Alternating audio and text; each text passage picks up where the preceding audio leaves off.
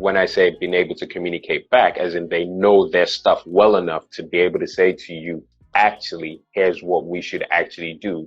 Here's another way which could be better. Here's some ideas I can give to you. And with that, it's not just them being able to communicate, it's them being able to take initiative and be proactive. That's very important for them to be proactive, which falls into what you said about them being smart and intuitive. They need to be proactive. If you're a business owner, you may or may not already have your online presence created. There are some mistakes that can be made, and I don't want you to be making them when you're starting your business online. One of them is not knowing when to get your hosting. Think of your website as a building, and your hosting is the land that your building is on. It's wise, and it makes a lot more sense for you to make your website around the same time as when you get your hosting. There is no advantage to you getting your hosting, say, in January, but then you start your website in December. That time in between you're paying for, and you have to renew your hosting the year after.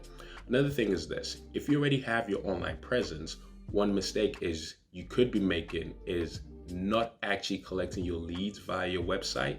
This is not the same as general inquiries. A lead is me raising my hand and saying, I'm interested in your particular service. A general inquiry could be something like me asking you, hey, what year did you start your business? The two are not the same. So I've put together an easily digestible checklist of the 5 biggest mistakes you could make online and how to avoid them. It's called the Secret Web Design Checklist. Also, I've got a book, and it's called Starting Your Online Business the Right Way. Just go to oyemade.com/performance. That's oyemade.com/performance. And you see the options for the Secret Web Design Checklist and the book to starting your online business the right way. Hope you enjoy those. Now, let's get back to the episode.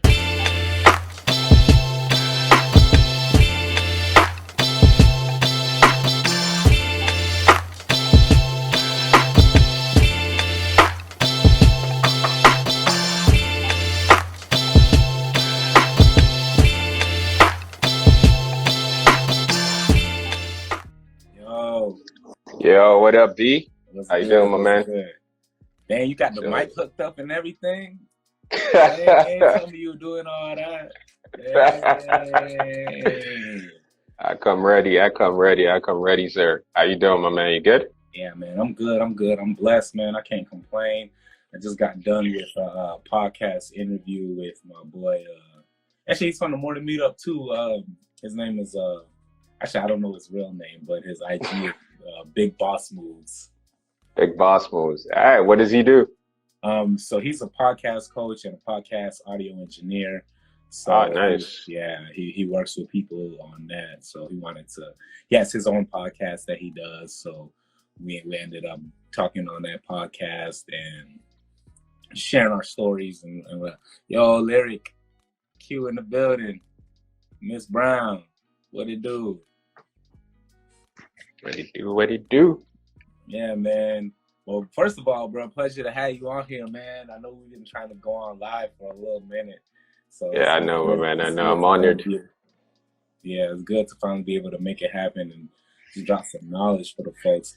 It's because you're Hollywood. You're out there with your Hollywood moves, your Hollywood artistry, Hollywood music, so Hollywood schedules. We can't get a hold of you, so we're grateful when we can speak to you. You know. You're funny, man. That's funny. Hey, man, I just hope that I just continue to elevate, man. That's the main goal in that regard. What's up, my man? That's what's up. Yeah, bro. So I know, man, we were having our conversation yesterday, bro. We were talking about, we were breaking down so much when it comes to the business side of things. And yes, sir.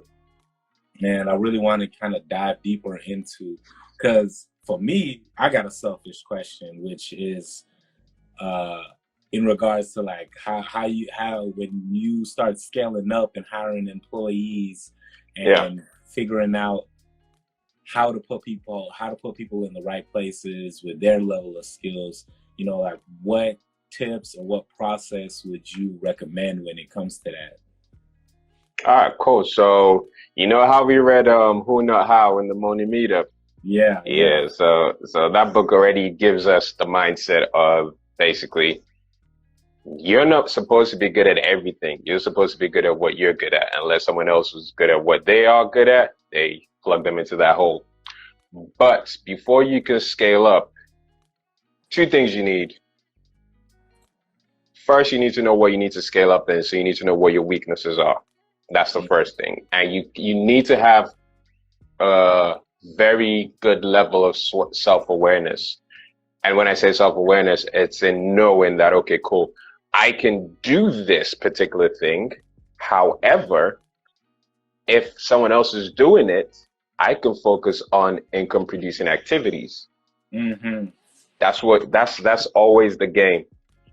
If I do this, is this taking me away from an income producing activity? I.e., if I'm the one onboarding a client or a new customer or whatever, do I need to necessarily do that? Can somebody else do that? And then I can focus on making a webinar or making a new lead magnet or coming up with an idea for a lead magnet for somebody else to actually go and create that lead magnet. So that's what I actually mean by the self-awareness, because it's a case of I could do all those things, but if one person is doing that and I'm doing this, we're moving faster as opposed to I'm doing that. When I finish my energy on that one, I now move to this. We're moving slower. So that's what I say with regards to the self-awareness. The other thing you need is the paper to be able to say, right, cool, I can get this person in, and it doesn't need to be a lot of paper. You can get VAs, you can get people remotely. The world is connected by the internet now. So you can get people remotely who are great at what they do based in different countries, be it the Philippines, Pakistan, Nigeria, the States, Canada, Sri Lanka, anywhere.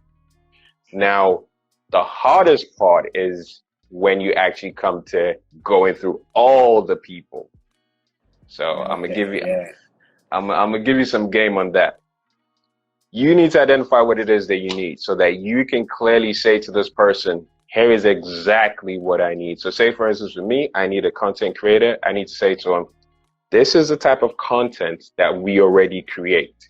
I want you to plug into this gap and create that content. So we need someone who can do quotes. We need someone who can do use InstaShot and do all the videos that I create. You can then go in InstaShot and you can just follow the exact same template that we're using, and you can do that. I also need you to be able to find relevant collaborators that we can collaborate with, or opportunities, and research topics, like those sort of things. So I know exactly the dossier of what I need to give that person so that they can say, yes, I can do this, or no, I can't. And again, that comes back to that whole self-awareness, because if you just think, oh, I just need someone who can make content, and you come across a bunch of people who can make content, but you wouldn't be able to articulate eloquently what it is you actually need. Because someone could just go on Canva and just say, yeah, I can make stuff on Canva. What do you want? And then if you're like, what can you do? Then you start doing that whole $1 exchange. I'll give you $1, you give me $1, I give you $1, because you don't know exactly what you want and they don't know exactly what to give you. So you go around in circles, when if you just have a clear blueprint, this is exactly what I need this person to do it. Now, once you have that in place, that's stage one. You know exactly where you need. Stage two, you put that up on, either you're going to use online jobs or you're going to use Upwork. But within where you actually place up, you give them tasks to do. Right. So, hey, real quick, let me pause you. I do want to let people know. So explain to people what onlinejobs.ph is, and explain to people what Upwork is in case they don't know, and why those are useful. Why they're relevant. Cool. So for people who may not know, if you want to hire people remotely, or you want to get VAs, VA stands for virtual assistants, two of the really good websites to use to get those sort of people who are excellent in their roles. First website is onlinejobs.ph. Second website is Upwork. Now, onlinejobs.ph, they have a lot of people based in the Philippines, whereas Upwork has a bunch of people based all over the world. So you get people from Pakistan, Nigeria, Ghana, um, Greece, you name it, they're all there. England, America, Canada, people from all over the world with their various talents. So you've got a pool of talents. So those are the two places that I know you can find people. The pros and cons of them, you will probably get to know as you use them. One pro of online jobs is because everyone based in the Philippines and the Philippines is based on American educational system, you don't really have that much of a language barrier between people that you speak to on there. You may have a little bit of it, but you won't have that much of it. The pros of using Upwork but then the con of using online jobs is if people apply, you've got to pay to be able to see what they've applied for. So you might put something up, but you got to pay to see. Whereas on Upwork, you don't necessarily need to pay to see. You can speak to people directly and all of that. So you're fine with that. Where Upwork tends to have a bit of a downside is the amount of money they give to the people that you hire. They take out a big chunk of it. Yeah. I remember that because I used to provide a few services on Upwork myself. I remember when I first moved out to Atlanta, I was hella broke. And so I was just trying to figure things out. And I was doing like audio transcription, like listening to audios and typing it out for different companies or whatever, you know. And then I was doing voiceovers for people. But the amount that they're actually willing to pay versus what you're actually going to get at the end of the day, sometimes it doesn't equal up. Yeah. Upwork isn't, to be honest, I would say this for pretty much any one of them. The moment you go on a freelance website, you instantly come across in the mind of the person as a devalued perception, meaning, and when I say devalued, I mean they see your service as a product and they see it as time. So they are basically expecting you to charge them for time. So I want this, and this done. How long is it going to take? Okay, cool. $50. Here you go. In reality, the fact that it takes me, say I was doing a website for someone, the fact that it takes me 3 hours doesn't reflect my expertise if it does take me 3 hours. So if on there I put, I charge, say, $100 an hour, that's at a higher end, right? That doesn't necessarily mean that the product I'm giving, the service I'm giving you is actually worth 3 hours. Because the reason why I can do it that quickly is because of my expertise, which means I should actually be charging more. That's the reason why, like I said, people come in and they see it based on time, and you have to charge based on time, or it's harder to charge based on value as opposed to time because they come in with that frame. Shout out to Coach Tamika. Yeah, Coach Tamika in the building. Yeah, I see Coach Tamika. Oh, my homegirl Emma Lou's on as well. She's a dope marketer as well, man. She's a dope marketer. We should definitely get her on when we do another one. Definitely get her on. Most definitely. Yeah, shout out to everybody in here. Iconic Balloons.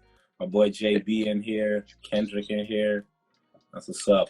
Yeah, but I definitely feel what you're talking about when it comes to the hiring process and trying to understand the value versus the time, because at the end of the day, it's like you studied so long to be able to get something done at a fast time, you know, like exactly. Like think about Usain Bolt, like he ran so much just to be able to finish those 100 meters in such a short period of time. So that's the effort that has to be put forth. You develop the knowledge, the skills, and then you're able to execute something that might take somebody that's just getting started out 10 hours. Yeah. Versus it might take you 2 hours. Now it's like, are you trying to pay, like with that person trying to acquire the services, are they trying to pay somebody for 10 hours, or are they trying to pay somebody for 2 hours, or are you trying to pay somebody for the value of their skill? Yeah. For me personally, I would say, like, obviously you started up on Upwork. I would definitely say, like, anyone who's on that journey, they should definitely start up, like, if they're trying to get paper in. they should start off with Upwork. If they're a freelancer, they can start up there because you can get a bunch of customers in and you can build up a small clientele. To be honest, there are people who are making a mill on Upwork, but they might be making a mill, but they're based in India. So that money is going way further than, Right. if they were making that, obviously taking out the charges and stuff, and they can hit that mill quicker because maybe they're charging less because they don't have as many costs. So it's kind of like it's a leverage system, right? So you're leveraging your economy, and based off of that, if your economy is not on the level where it's as expensive as, say, in the West, so whatever you then get charged is a lot for your economy, so you might be living good. Whereas somebody else who says based in the West, they need to charge higher because you got a bunch of different fees. I mean, over there, you guys sales tax, you got this tax, you got that tax. Right. You feel me? Bro. It's crazy. We got the income tax, like even and if you're Bruh. self-employed, you got the self-employment tax. Bruh. Man, Bruh. Everyone's trying to take a little piece. State you're in, there's Yeah. What? And you're based in the UK. What part of the UK are you based in? I'm in Manchester, the home of Manchester United, the greatest football club. Okay, Old Trafford. You feel me? Y'all happy to have Cristiano Ronaldo back? Oh, dude, man, we're loving it. We're loving it. Yeah, that's what's up. We're loving it. We're loving it. Oh, you see, Emma started dropping some gems. She goes, "Time is irrelevant when you show value as an output of your work." Yeah, definitely. We'll definitely get her on the next one because I know this is the type of conversation she loves to get into. But she's Hollywood as well, so we need to give her like a week's notice. So. Yeah, so that's funny. That's funny. Yeah, but yeah, so go on. So now as you are stage one was understanding what you want, understanding who you are, what your business processes really are. And then step two is now basically you now put that information. So you put what you want on that website. So whether it's Upwork or it's onlinejobs.ph. So you put out exactly what it is as concisely as possible. And you then within there, you put tasks for people to do. So one thing that I love doing is I put a reference in there because a bunch of people, this is what I'm saying, like, because it's like fast fashion. You go, you wear it once and then you're out. Like that's literally what it is. They're just trying to work through volume as opposed to necessarily and they expect, if I hit 1,000 today, one of them is going to stick. So it's just a law of averages. So you get a bunch of people who copy and paste and send you a copy and pasted application or response. So what I do is I put a reference number in my job post. So if the person hasn't read through them, then they're going to see that they're supposed to use that job reference when they're responding back to me. So that like wipes out like 30% or 40% of people. So I know, right, this guy didn't even bother reading. So you guys are out. Then I'll go through the people who the next thing I put in there is a bunch of tasks that I put in there, weaved within the job post again. So I ask a bunch of questions to qualify them and I put a bunch of tasks so I can see, okay, you say you can do this using this example, show me how. Right. So yeah, when I was doing some research, so like I did a whole bunch of research and just like was taking hella notes. And one of the key points goes right along with what you said, like in the actual job listing, because some of them just have those automated responses. Like if you put out a job listing, you'll get hundreds of responses. But if you put like something like reply to this, like with your favorite color. And if somebody doesn't follow that simple direction, they clearly didn't read the directions. They did not read it. 100%. The type of virtual assistant you want. You feel me? Because I'm always all about, if you can have good attention to detail, then you're coachable. Usually, if a person has good attention to detail, they will be coachable. You feel me? So because of that, I always make sure I put those things in, because if you're not going to take the time to read through properly and answer correctly, you're not going to work on the team correctly, because you're already not in that mind frame. You're just here to like, let me see how much I can make as quickly as I can make and get through as many applications as I can make. You know, so that's not really the mind frame of the person that's going to really excel on my team. It might work on someone else's, but not on my particular team. Facts. So, Somebody in the comments asked Dan everything asked what's a virtual assistant and what's the benefits. right. He So, just jumped in. should I go, or do you want to take that? I think I could take that right now. Hit it, B. So a virtual assistant is essentially a remote employee. So if you're running a business, so say you're running a service-based business or even an e-commerce business, meaning like if you're selling consultations, or if you're selling products, like I sell merchandise, right? I can hire somebody remotely in a different country, even in like here, I can in America where I live, in the United States where I live, or in the Philippines. We were primarily talking about onlinejobs.ph, which is a website where you can go on this website and you can create a job listing, kind of outlining what you need to get done for your business, and send it out. And these virtual assistants, people who are working from their computer in other places, real actual people. It's not like it's a robot or anything. So it's real people who are working. And the great thing about having these virtual assistants in the Philippines is that those people, they have clear like English accents. So, you're not, if they need to speak to people, they can handle that. If you need them to respond to emails consistently, they can handle that. If you're running like an online t-shirt company where you're just drop shipping the t-shirts, they can handle the fulfilling of the orders for you. All you have to do is lay out in explicit, excruciating details the types of jobs that they need to complete and the steps that go along with each one of those tasks. Yeah, exactly.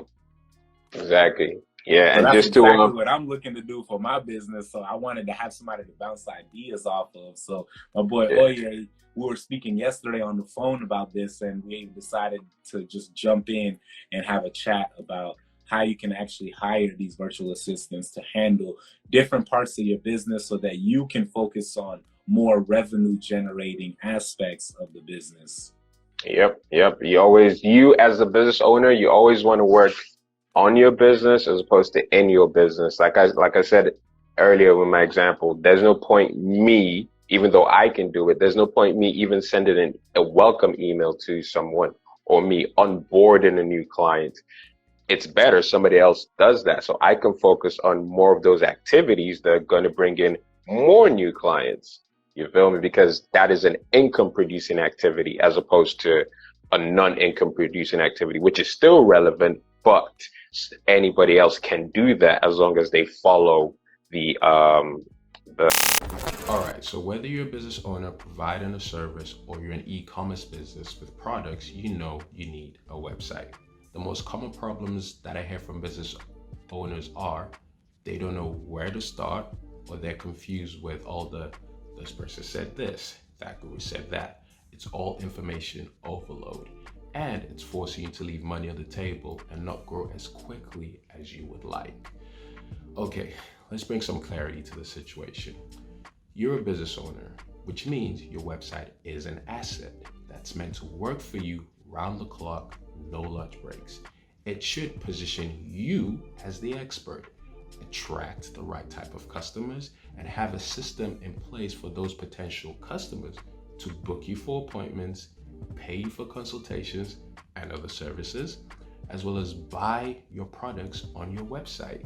And even when someone doesn't pay you right there and then, it should have a follow-up system in place that allows you to collect that lead and then convert that lead later on down the line. And all of this needs to happen automatically in the background. Now, high performance businesses are the type of clients who tend to need these solutions, and they're the type of clients we already work with. So if you're in the 5-figure range, or you're already doing 6 to 7 figures, but you're not yet taking full advantage of the internet in the way that's right for your particular business, the solution is this. You need a high performance client attraction website for your high performance business. One that's custom made to work for you 24/7. whilst you focus on growing and scaling your business. So go to www.oyemadeit.com/performance, select the option for web design. Alternatively, you can go and click the link in the description, or there should be a link in my bio on Instagram. Remember, this is not for everyone. This is for businesses who are looking to level up, scale up their business, and stop leaving money on the table. We work with businesses that are a right fit and those that we believe we can help achieve their business and financial goals. So that's oyemadeit.com, oyemadeit.com/performance, or there should be a link in the description below, or there's the link in my bio on Instagram. We look forward to hearing from you and working with you. Now, let's get back to the episode. Templates that we've set up, or the SOPs as we set up, as Coach Tamika would call them.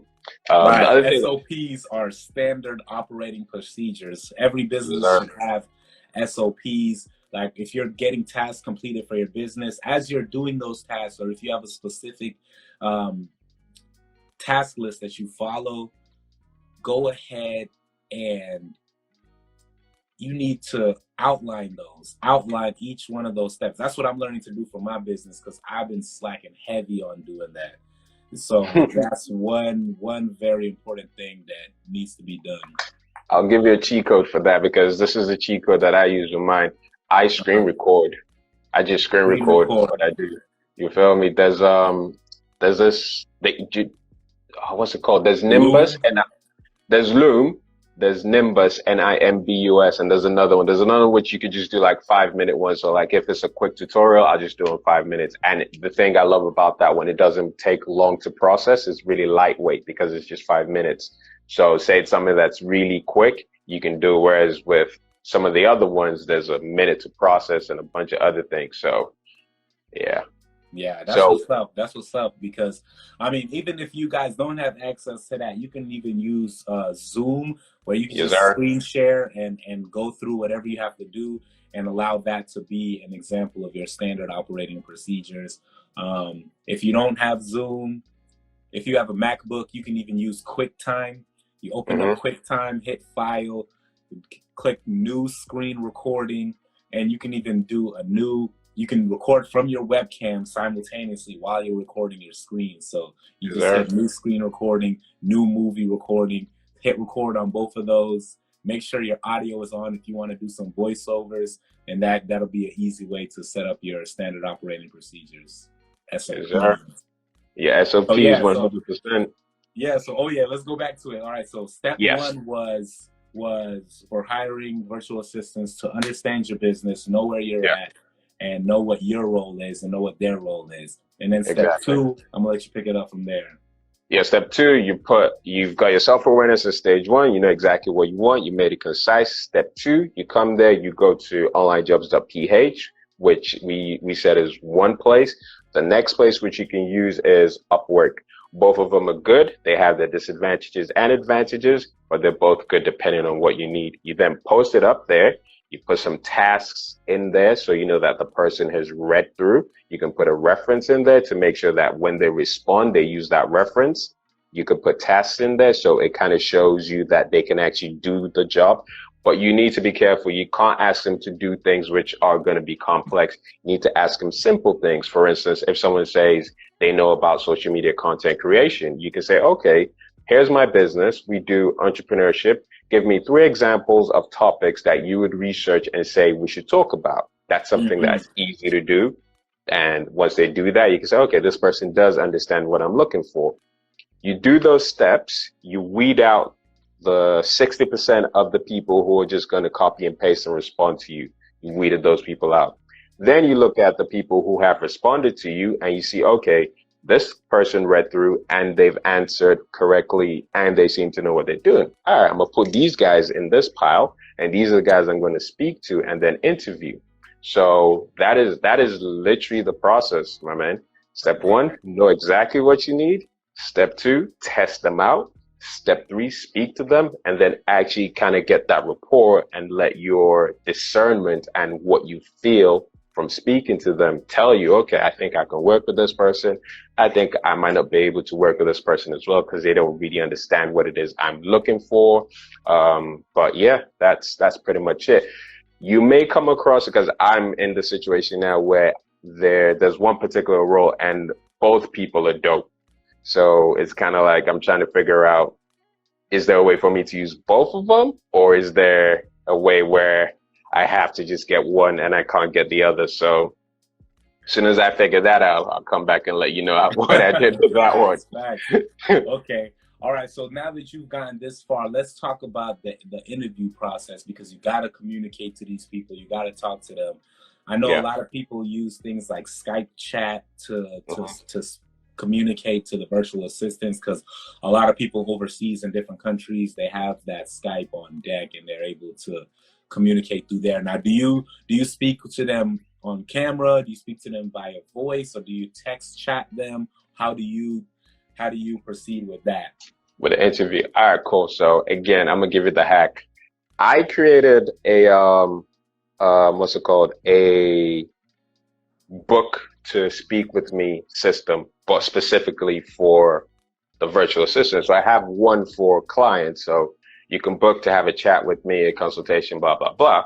But I also created one for virtual assistants, which for anyone who's listening and they're thinking, how can you do that? You can go on Calendly, and basically you link Calendly to your Google Calendar or diary, and you connect Zoom to it. And basically what that does is it lets people click on your link to book a time to speak with you, and it goes directly to their calendar. It goes to your calendar, and the Zoom link and everything is set up and ready. And and then for every meeting you have with those people, it sends a reminder 5 minutes before the actual time. So within 5 minutes, you get a reminder, they get a reminder, you both jump on Zoom, and you can have your chat. For me, that's the most efficient way of doing it, because before it was like you get the Skype, so you give your Skype username, they give you their Skype username, then you set a time, then, hey, sorry, I forgot. Oh, sorry, I was late. I was just getting back, and all that sort of stuff. Whereas this way, it's basically one link. You give it to all the people who you feel, right, these guys, I want to interview them. They themselves go in and they book the most convenient time, and then you guys have your chat. So for me, that's the most efficient way of doing it. Now, just so people understand with these platforms, I also want to talk about the cost of these platforms so they know what to expect. Oh, yeah. So I know they're depending on now Calendly does have a free version, Zoom does have a free version, and we know Google Calendars is completely free. So when it comes to the next step up, the actual paid versions of Zoom or the paid versions of Calendly, I kind of want to speak on that too. I'm actually pulling it up on my computer over here trying to see. Okay. Calendly Premium is $8 a month. Yeah. That ain't bad. That's probably like $10 in the UK, $11 maybe. And Zoom, I got Zoom. Zoom is like $15 a month. Yeah. But the thing is, you don't need the paid versions of them. You can do everything I've spoken about. You can do on the free versions. Look at that. So y'all good for the free. You're good. Literally everything I've spoken about from stage 1 to stage 3 is free. The only thing is going to cost you is time. That's it. But if it's going onto your business, then it's worthwhile because that's time invested into your business. Right. Oh, the only thing I do want to mention is I know with onlinejobs.ph, website, there is a membership fee. I think it's $69 a month in the US. So that you have to sign up for that membership fee. It's a 30-day monthly fee. And as soon as you use it, find your VAs, you can cancel your membership. So you don't have to continue to pay that $69. You just got to pay that one time and you're good to go. Find your VAs, go through that first step. Like he said, first step, outline what your business needs are, understand where you're at with your business. Step 2, start entering that selection process where you're posting your job listing with the details of the tasks. And then step 3, that's where you begin the interview process using you can create a Calendly, which will set you up. Go from that Calendly, have that connected to Zoom, which will set up the video conference call with them, and the reminders will get sent to both you and the guest and the interviewee.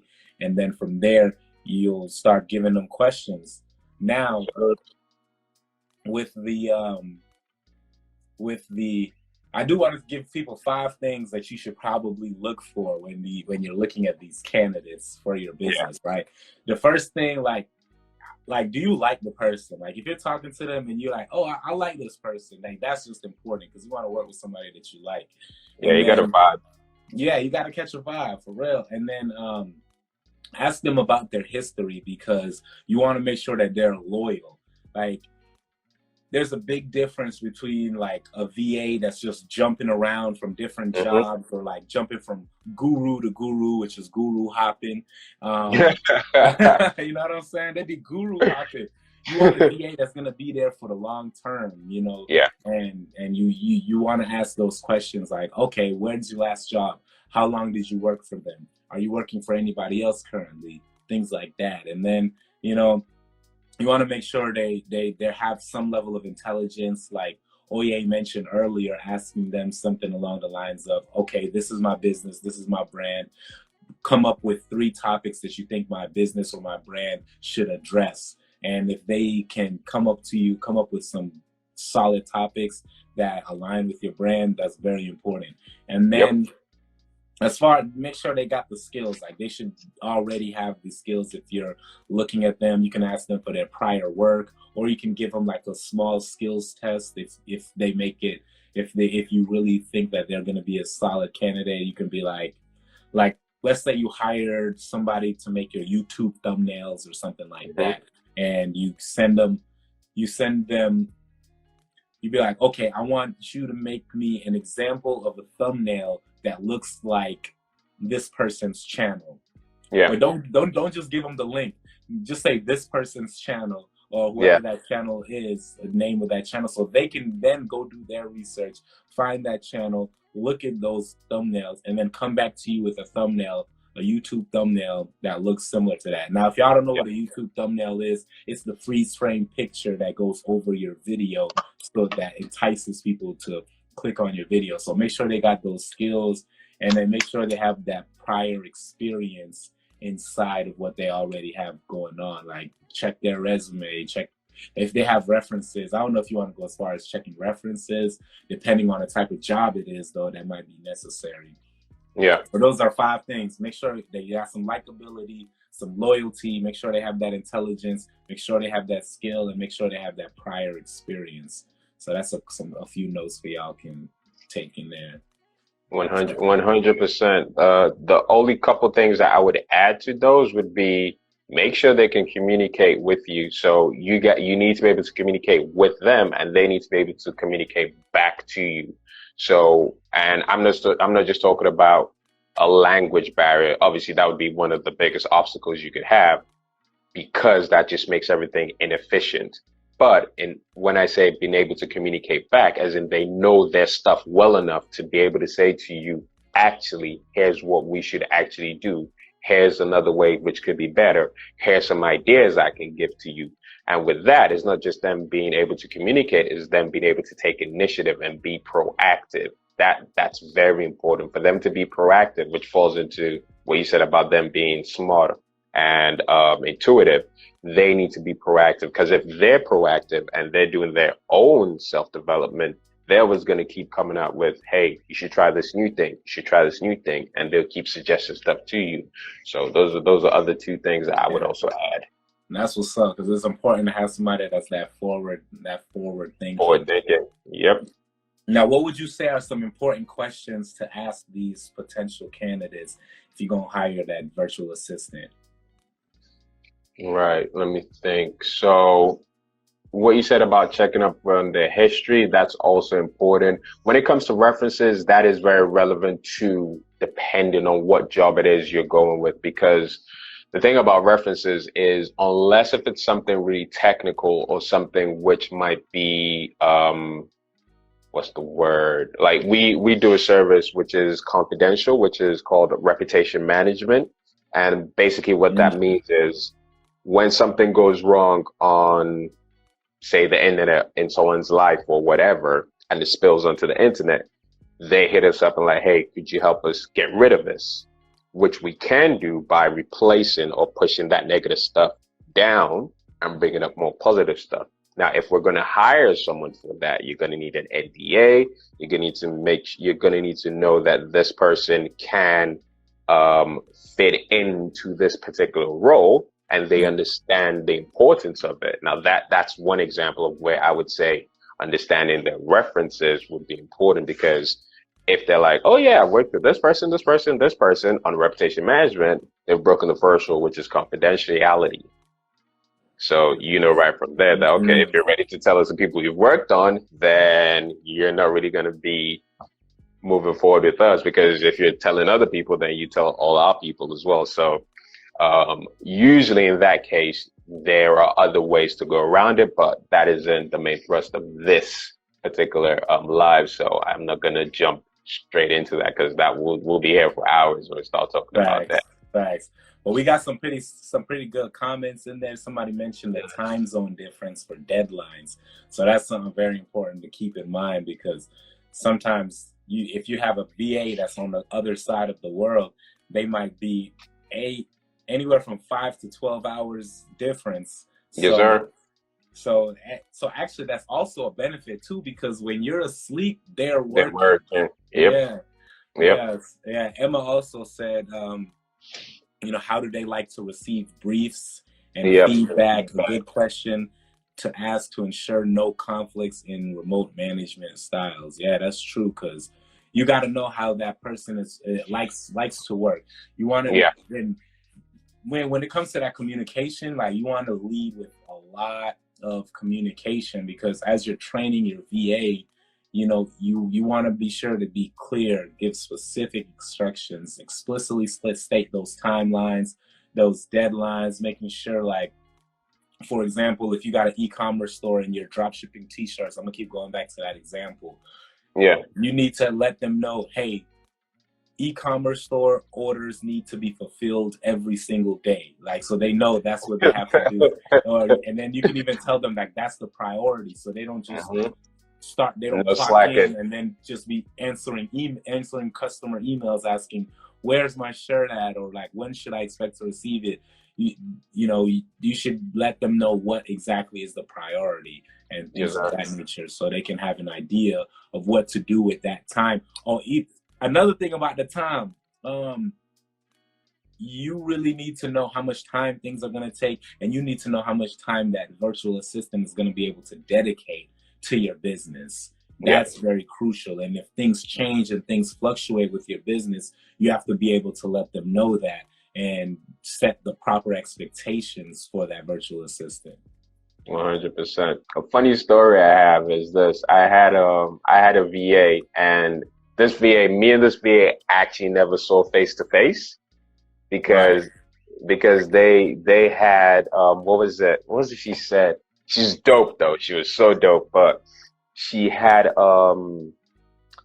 has something to do with her being introverted to the point where she couldn't actually do face to face or over the phone. So she preferred to communicate via messages.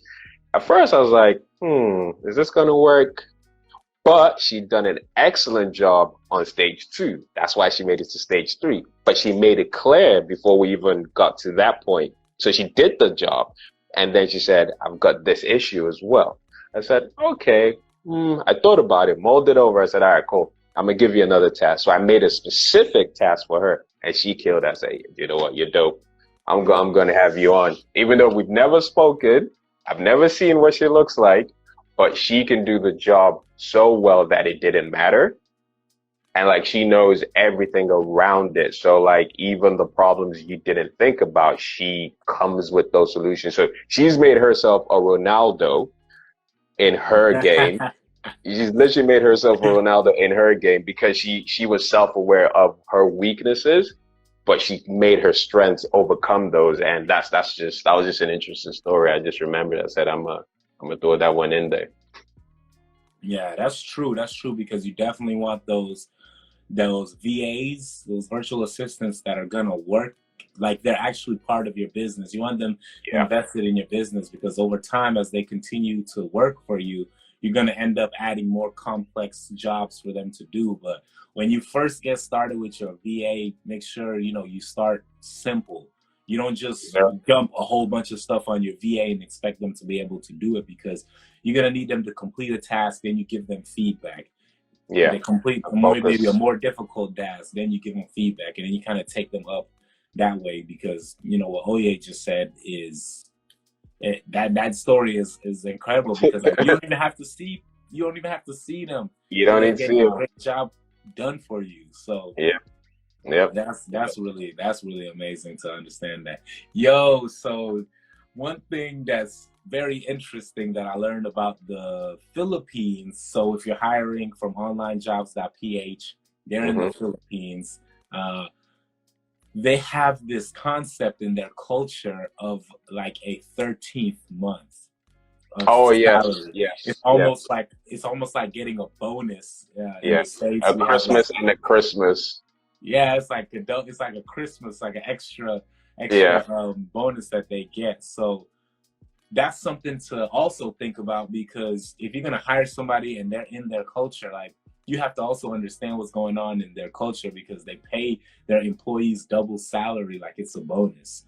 And Exactly. sometimes it's not a lot of money to us because some VAs could be as cheap as not cheap, but as low cost relatively to us as four Two hundred dollars an hour, dollars. $2 an hour, some $6 an hour. Like it can fluctuate depending on the task, but that's a really interesting way. Now, as far as paying your VAs, how you do that? So I usually say to them, so there are two ways you can pay. Well, I usually say to them, how would you like to be paid, and what time frame would you like to be paid? Because some people want to be paid at the end of the month, but most people want to be paid bi-weekly, and that's because they've got stuff going out bi-weekly as well.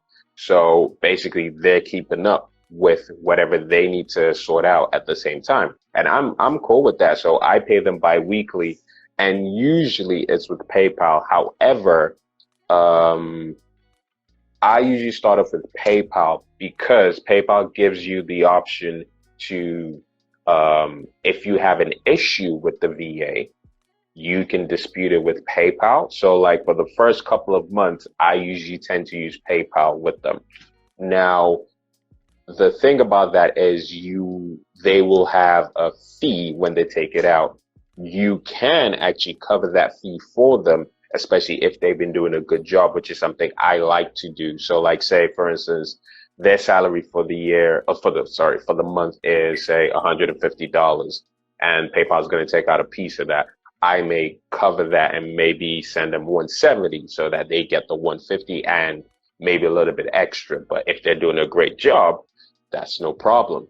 You feel Right. me? So Because I they tend helping to you bring use, in money, so it's like, why not? you feel me? Why not? You're helping the people, you're helping them and their families and whatever. And like, I'm a very theory Y type of manager. There these two styles of management that we learned in business studies, theory X and theory Y. Theory X is the very militant, my way or the highway type of thing. Whereas theory Y, which works with my personality, is you try and be malleable to each person that you meet. So you're like, okay, cool. I understand this person is like this.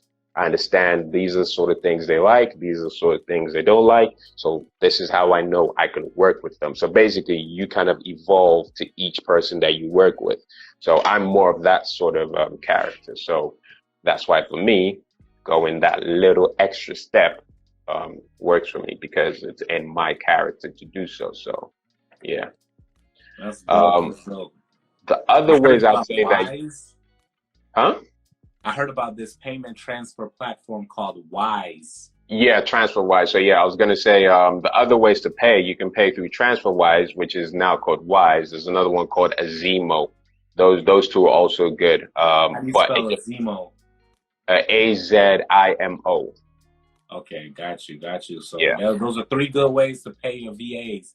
yeah, PayPal is good because you can dispute the money in case your VA doesn't necessarily follow through. yeah, TransferWise, I know, which is now called Wise, they got very low transfer rates and things like yeah. that. And Same thing with Azimo, Azimo. Azimo or Yeah, Azimo. yeah. Okay. Yeah. You know what's crazy? Because growing up, right? Growing up, hmm I grew up in the States from the age of 2 years old, and my mama used to always say from A to Z. And I used to be like, what is Z? What's Like that? so confused. But Sudan was invaded by the British, so it made sense, Yeah. for them to have that type of English influence. But I used to always be like, why she say Z? I was like, it's What's Z, that? it's Z. Then over time, I learned a little bit more about UK culture and Yeah, the how dialect. English is spoken there in that dialect. Yeah, exactly. Yeah, yeah, my man. That's what's up.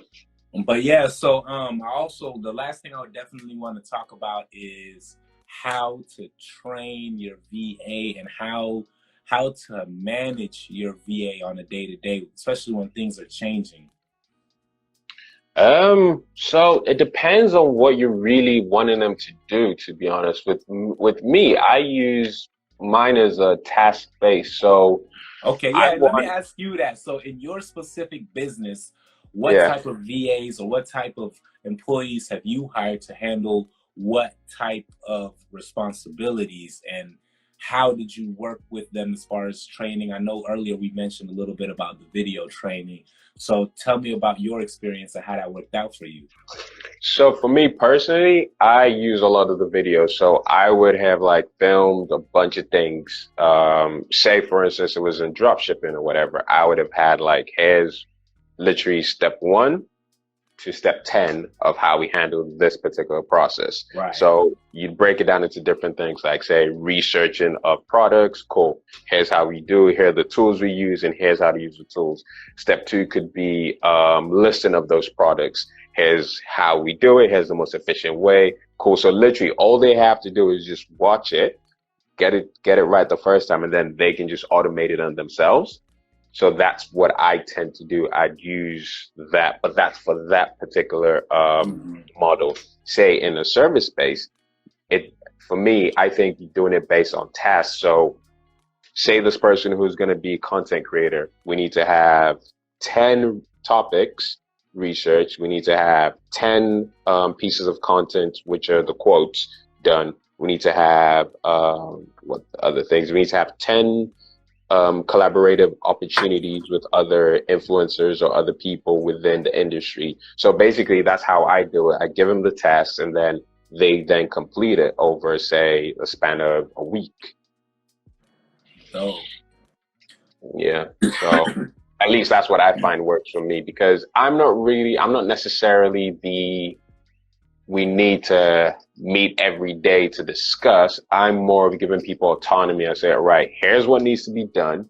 It needs to be done by the end of the week. How you get it done, that's not my concern. As long as you can get it done, I'm happy for you to work your way around it. It's like, have you heard about Netflix? How is it they give their employees unlimited holidays? yeah, unlimited vacation. My last job that I Yeah, worked back in 2019 before I stopped working corporate, they had that unlimited vacation concept yeah. because it's kind of double edged because like you can take as many vacations as you want, Yep.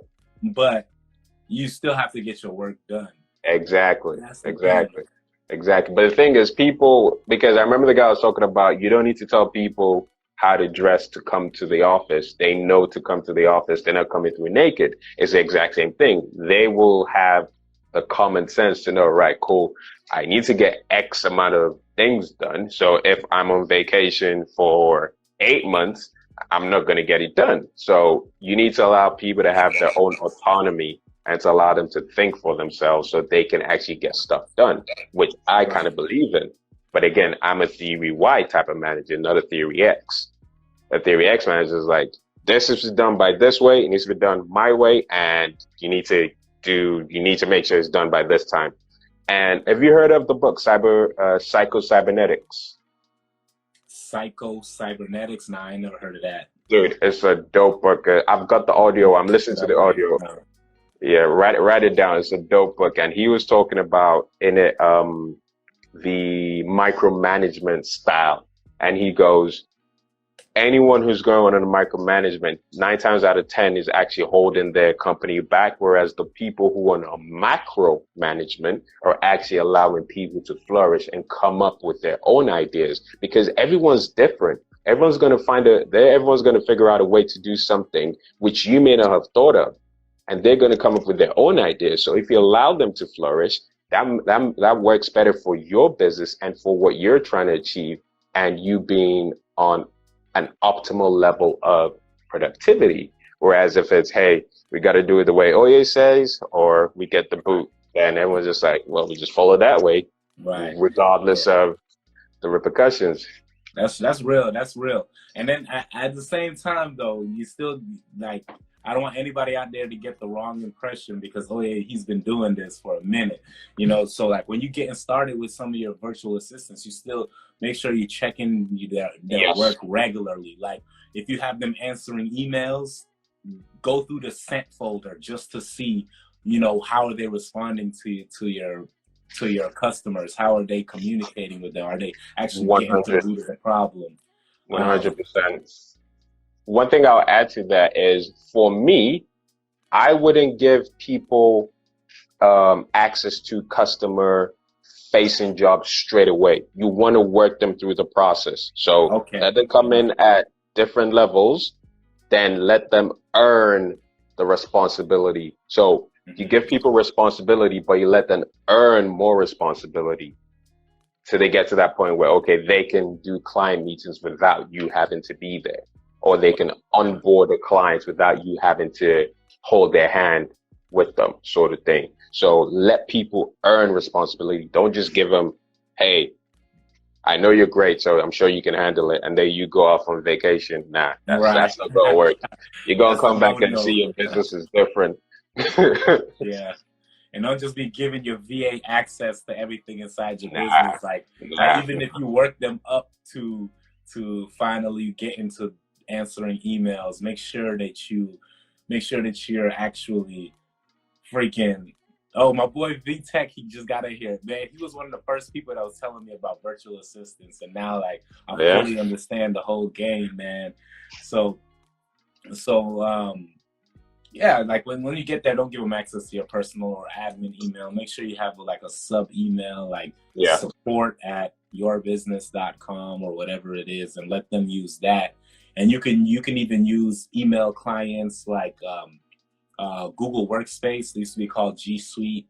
And I know other companies will let you create emails depending on whatever. If you have a website and you have a domain hosting, your domain hosting sometimes will offer, actually all domain hosting will offer you ways where you can have emails under your domain name. Yes, sir. So that's very important. For everyone out there who's starting a business, this is a free tip. Don't use Yahoo, Gmail, AOL, Hotmail. Like, don't be using those when you send in customers messages or you're trying to get customers in, because people will not take you seriously.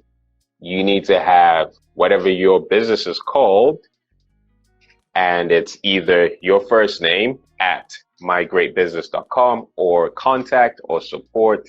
When you're starting off in your business, always be mindful of that. Even if you don't yet have it, work as quickly as possible to get to that point where you have a professional looking email, because as soon as it looks like it's a Gmail or any of those, instantly as a business owner, they're going to think either this is spam or this is someone trying to sell me something. And just right from there, you're already on the back foot. So But when you come in looking professional, that all right, cool. This might be a company I may have spoken to at a networking event. Let me For see. real. You feel Especially me? if you're trying to sell high ticket items or like high ticket services. If you're trying to sell, if you're selling services that somebody's about to pay thousands of dollars for, you know, Yes, sir. like a website or marketing services, people pay big money for that. So you want to be able to have that branding on point. Have that branding 100%. on point. 100%. I can't be hitting you up with the Gmail account and saying, yeah, but the website's going to cost you 5 Gs. Right. Exactly. Like the two don't add up. Why are you hitting me up with Gmail and then you're saying it's 5 Gs? The two just don't add up. So everything's got to be consistent. Everything's got to be consistent. This is actually something Myron says. He goes, people should know you and about you through your pricing. Your pricing needs to be consistent. If you're talking high ticket and you're looking like a Rolex, your pricing should reflect that as well. You know, so Right. your branding, everything needs to be consistent. 100%. Facts. 100%. 100%, man. So if y'all watch this whole thing by now, you probably know exactly what to do to search for your VAs, how to select your VAs, how to hire your VAs, how to train and how to build with your VAs. So keep this information handy. I'm going to definitely make sure that I post this live so that people can come back and watch it and just learn all the information and take notes, you know, because who knows, you know,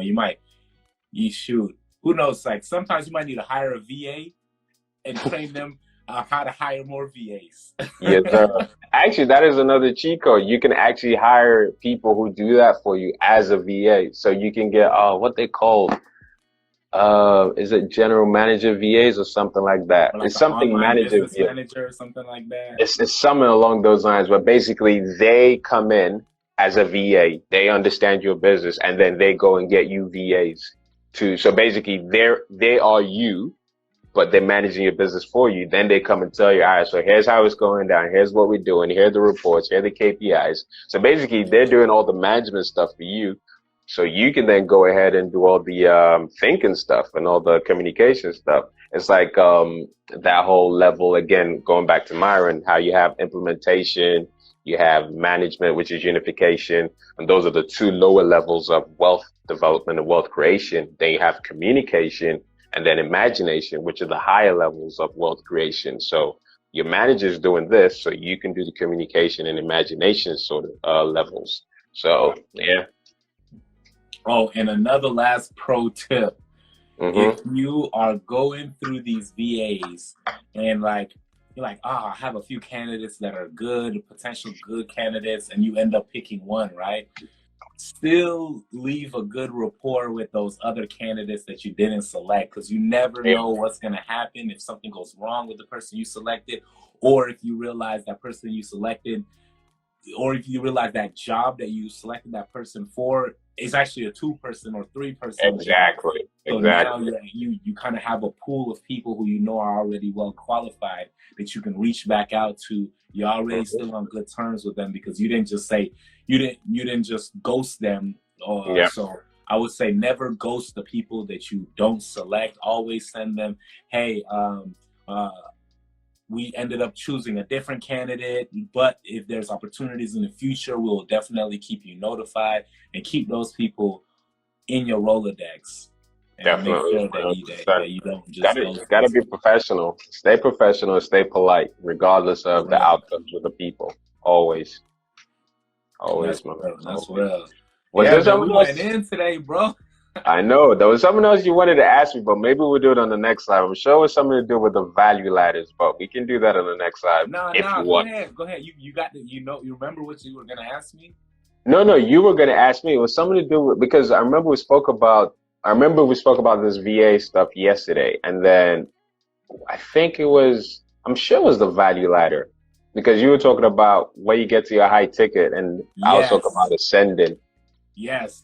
All right. So let me change this pinned comment. Yeah, bro. Yeah, no worries. This conversation right here we're about to get into is on a whole different level, because this opened up my mind. This, bro, Bro, thank you so much for reminding me of that because I'll stay on for that, bro. I can talk about that. So, man, Yeah, man. so No worries. I don't know what I should title this: value-based pricing and. Well, we could call it high ticket offers and value based pricing. Yeah. Okay, yeah, that's very important. And then I want to start by letting you explain what is a high ticket offer. Or actually, you know what? Hey, I'm gonna cut this off. We're gonna shut this live down, and we're gonna start I'll do another one. All right, We're cool. gonna start a Let's fresh do that. live. So then Let's I do can that. split those videos up into their own topics and stuff. Yeah, I like my man repurposing the content. I love it. I love it. Facts. So hey, everybody that's in here, we going right back live. Yeah. So just hop in on the next one if you want to learn about high ticket offers and what a high ticket offer really even means. Like, how can you sell products and services that can really change your life, and how can you 100%. communicate that value? So appreciate everybody for tuning in. This was sponsored by your boy Oye and your boy Bunduke. We in here always talking about digital marketing and business building, and this was the ultimate guide to hiring VAs. Ebook coming soon. Ebook coming soon. I love it. I love it. I love it. I love it. Nah, no cap, bro. Look at this, bro. Like, these are all of taking notes. These are all of my notes for so like, bro, I got I got how and where to find VAs, the hiring and selection process, bro, the interview process, intelligence test, follow-up questions, bro, post-interview process, deciding He's got it all. Yo, bro, we going in, paying your VA. I love it. We got it all. So how to get the most out of your VA. I love it. Yo, I love that's it. the thing. Hey, for y'all out there, note takers are money makers. Note takers are money makers. So you taking notes, you can make money through distributing information. That's how they set up universities that have half the world in debt right now. You know what I'm saying? Sir, that's a fact. So we about to shut this live down and start a fresh one. I'm gonna let you start. You start the next one. I'm gonna join yours. All right, cool. Let's run it. All right, G.